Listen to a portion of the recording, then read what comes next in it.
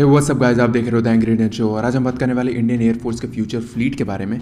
लेकिन उससे पहले चैनल को ज़रूर सब्सक्राइब कर लो और इस वीडियो को लाइक करना मत भूलना। अगर ये वीडियो पसंद आ रही है तो वीडियो को लास्ट में ही लाइक कर देना, पर हाँ, अगर ये एनालिसिस पसंद आए तो इस वीडियो को लाइक करना बिल्कुल मत भूलना।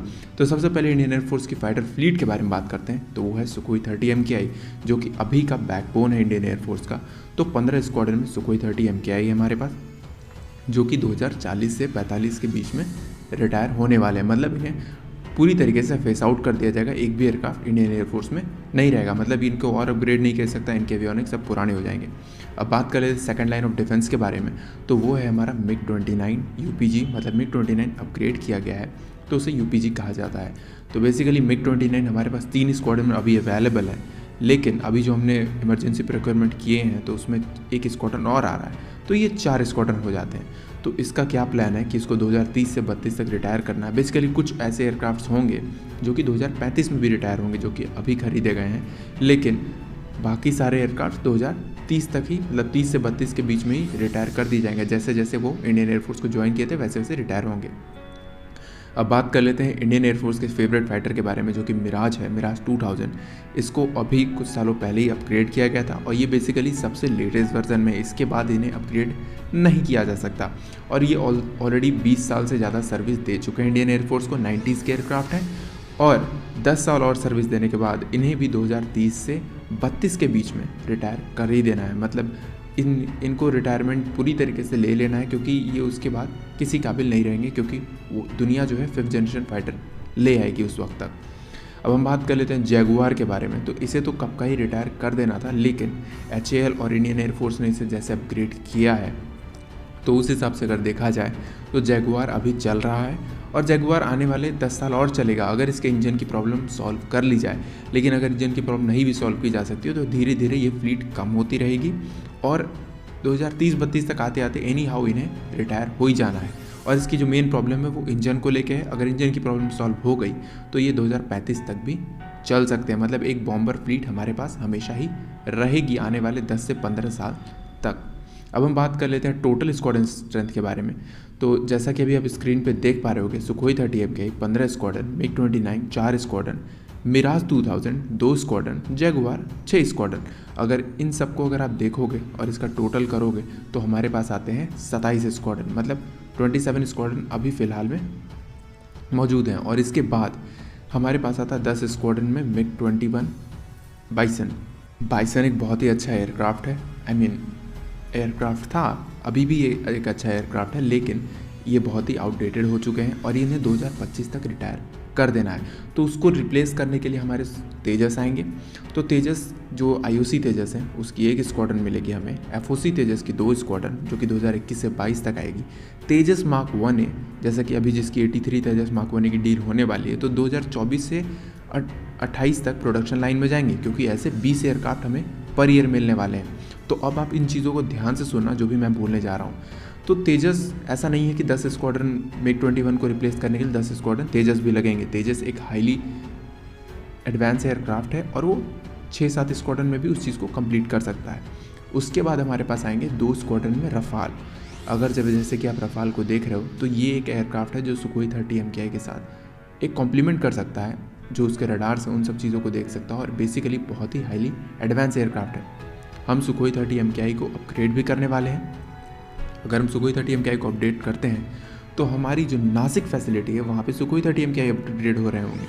तो अब आप फैसिलिटीज़ पे ध्यान दो, जो चीज़ मैं बता रहा हूँ। अगर आप फैसिलिटीज़ पे ध्यान दे रहे हो तो 2030 से 35 तक 10 स्क्वाड्रन में तेजस, 15 स्क्वाड्रन में सुपर सुखोई, 2 स्क्वाड्रन में रफाल रहेंगे। तो 42 - 27 करते हैं तो 15 स्क्वाड्रन और बचते हैं, तो 270 एयरक्राफ्ट। अब हम MMRCA 2.0 की डील अगर हम कर लेते हैं इसको 2024 से पहले, तो 270 - 114 = 156 स्क्वाड्रन बचते हैं। फिर भी 8 स्क्वाड्रन हमारे पास बचे रहेंगे, हमें 8 स्क्वाड्रन और चाहिए। 8 स्क्वाड्रन की कमी हमें इंडिजिनस एयरक्राफ्ट से ही कंप्लीट करनी है।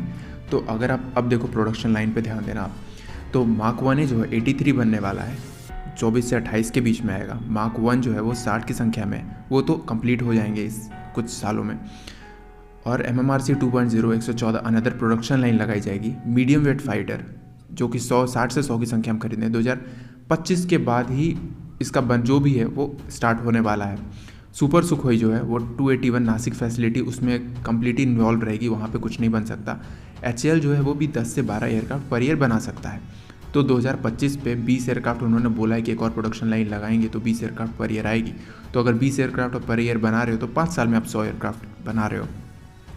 तो तेजस मार्क 2 अगर बनता है 2025 मतलब 25 में, तो इसको अगर आप बता रहे हो कि तैयार हो जाएगा तो 26-27 में ही इसका ऑर्डर दिया जाएगा। तो 5 साल आप वहाँ से जोड़ लो तो 2033 तक या 34 तक ही हमारे जितने भी मीडियम वेट फाइटर हैं वो इंडियन एयरफोर्स को मिल पाएंगे। तेजस मार्क 1 जो है 83 वो भी मिल पाएंगे। अब बेसिकली इसमें कैच सबसे अच्छा क्या है, मतलब इसकी जो प्रॉब्लम है, हमारे पास कभी भी 42 स्क्वाड्रन नहीं होने वाले हैं। इंडियन एयरफोर्स और इंडियन गवर्नमेंट को बहुत पैसे खर्च करने पड़ जाएंगे इस चीज़ के लिए। इसका एक सॉल्यूशन है कि अगर आप तेजस की जो फैसिलिटी है उसको आप प्राइवेटाइज़ करो। अगर आप एक फैसिलिटी HAL बना रही है मतलब 20 एयरक्राफ्ट पर ईयर, तो प्राइवेट कंपनी भी साइमल्टेनियसली 20 एयरक्राफ्ट बनाएगी। तो उससे होगा क्या, हम 2030 आते आते तक 15 में सुखोई 30 MKI, 10 में तेजस, MMRCA जो रफाल हो जाएगा, 4 मीडियम वेट फाइटर 2028-29 तक प्रोडक्शन लाइन में चले जाएंगे। तो अब उस समय तक हमारी विंटेज फ्लीट रिटायर हो रही होगी। MiG-29 को रिप्लेस करेगा हमारा MK2। तो उसके बाद अगर हम MK2 जल्दी बना लेते हैं तो हमारे पास एक ऑप्शन रहेगा कि HAL की जो प्रोडक्शन लाइन है वो MCA में शिफ्ट हो जाए, मतलब MCA बनाने लगे। तो MCA को रिप्लेस करना है MiG-29 के जैगुआर और मिराज 2000 को। तो हम इन सब का अगर टोटल करें विंटेज फ्लीट को तो ये 10 स्क्वाड्रन में होते हैं और 6 स्क्वाड्रन में हम MCA को लेने वाले हैं। तो MCA 6 स्क्वाड्रन में काफ़ी है, ये उन सब का काम कर सकता है। तो अब दोबारा से हम फ्लीट पर नज़र डालें तो सुखोई 30 15, 10 में तेजस, 7 MMRCA में जो रफाल अगर चूज़ होते हैं तो वो, 4 में तेजस मार्क 2 मतलब मीडियम वेट फाइटर।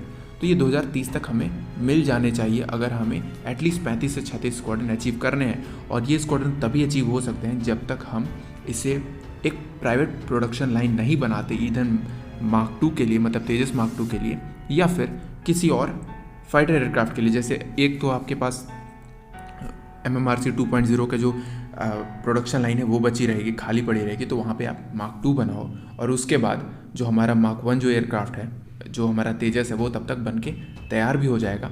और उसके बाद आप HAL की प्रोडक्शन लाइन में शिफ्ट कर सकते हो MCA को, मतलब वहाँ पे आप MCA को बनाना स्टार्ट कर सकते हो। तो 2030 से लेके 35 के बीच में सारे MCA इंडियन एयरफोर्स को मिल जाएंगे। तो ये सबसे बेस्ट ऑप्शन होता है। लेकिन अब बात करें ऑर्का के बारे में, काफ़ी लोग ऑर्का के बारे में पूछ रहे थे, तो ऑर्का नहीं आने वाला। अगर 2030 से पहले वो आता भी है तो उतनी प्रोडक्शन लाइन फैसिलिटी नहीं है कि ऑर्का बनाया जा सके और उसमें बहुत ही ज़्यादा पैसे लग जाएंगे और 2030 के बाद ऑर्का लेने का कोई मतलब नहीं होता। और अगर आप इंडियन एयरफोर्स को देखोगे तो इंडियन एयरफोर्स ने हमेशा से ही फोकस किया है अपने एयर डिफेंस सिस्टम्स पे, मतलब आने वाले 10 से 15 साल जो मतलब पहले के जो 10 से 15 साल है उसमें उन्होंने एयर डिफेंस सिस्टम्स पे फोकस किया है। जैसे कि आप देखोगे QRSAM, XRSAM, आकाश, पृथ्वी, S-400, ये सब एयर डिफेंस सिस्टम्स पे ही खर्च किया है। बेसिकली आपका काम यही है कि आपको अपने जो एयरफील्ड है उनको डोमिनेंस मतलब वहाँ उसको बचाना है दुश्मन के एयरक्राफ्ट से, तो वो आप एयर डिफेंस सिस्टम्स पे भी बचा सकते हो। पहले से स्क्वाड्रन रखने का मतलब ये है कि आप बहुत ज़्यादा पैसे खर्च कर रहे हो। एयरक्राफ्ट रखना ही नहीं होता, उसके लिए वेपन्स, उसके लिए बहुत सारी चीज़ें ज़रूरी होती हैं। तो अब MMRCA 2.0 में अगर रफाल का F4 वर्जन सेलेक्ट होता है तो ये एक बेस्ट ऑप्शन है। अब इन सब चीज़ों को देखने के बाद मुझे लगता क्या है कि अगर ये सब चीज़ें इतनी लेट हो रही हैं तो हमारा TBWF कब आएगा। एनीवेज इसके बारे में हम बाद में कभी किसी वीडियो में बात करेंगे, लेकिन एट द एंड मैं यही कहना चाह रहा हूँ 35 से 36 स्क्वाड्रन ही इंडियन एयरफोर्स ले सकती है, मतलब अपने पास रख सकती है। जिस प्रोडक्शन लाइन और उसकी स्पीड और उसकी फैसिलिटी को आप सब कुछ देखोगे एक साथ, तो इसको एनालाइज करने के बाद 35 से 36 स्क्वाड्रन ही हम 2037 तक हम इसको अचीव कर सकते हैं। और एट द एंड उसके बाद फिर से वही कहानी शुरू होगी। 2040 के बाद हम रिटायर करना शुरू करेंगे अपने सुखोई 30 MKI को।